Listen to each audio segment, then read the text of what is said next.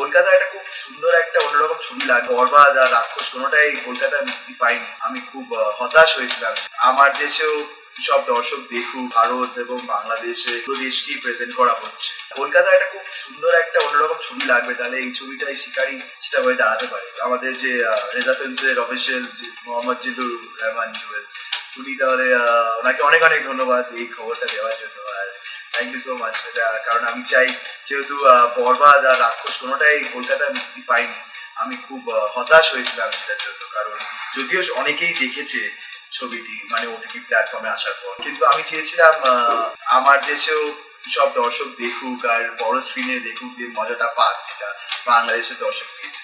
তো সেটা যদি এই ছবি দিয়ে হয় তাহলে তো ব্যাপারটা বেশ হয়। তো হ্যাঁ, সত্যি জিল্লুর রহমান জুয়েল আর সাথে আমার আর একটা যে নাম, স্টেজ নেম হয়ে দাঁড়িয়ে গেছে এখন জিল্লু, তাহলে একটা কানেকশন আছেই।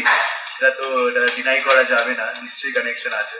তাহলে এটা আর একটা ফ্যাক্টর, যেটার জন্য আমার তাহলে বোধ হয় মানে এই কাজটা করতে আরো মজা বেড়ে গেল, তাই না? আরো বেশি করে মজা করে পাচ্ছি। তো অনেক কিছু আছে, মানে খুব খুব অনেক কাকতালীয় জিনিস হচ্ছে এই ছবিটার সাথে আমার। এই ছবিটা শুরু, শুটিং সবটাই। তো এটা আর একটা সত্যি কথা, নাইস, ঠিক কথাই বলেছে।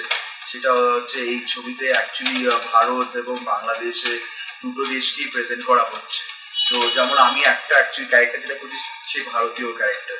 তো তারপরে আর দুই যে ক্রাইমটা হচ্ছে, সেই ক্রাইমটাতে দুটো দেশই এফেক্টেড। তো আর ক্রাইমটাকে ছোট করে দেখানো হচ্ছে ইন দ্য সেন্স, মানে এই যে ক্রাইমটা হচ্ছে সেটা হিনিয়াস ব্যাপারটাও আছে। হ্যাঁ, মানে এটা সবার জন্য এই ছবিটা, কারণ কি যে ক্রাইমটা তুলে ধরা হয়েছে ছবিটার মধ্যে, সেটা সব শ্রেণীকে এফেক্ট করে। এটা খালি কোনো স্পেসিফিক এই শ্রেণীকে বা ওই শ্রেণীকে সেটা নয়।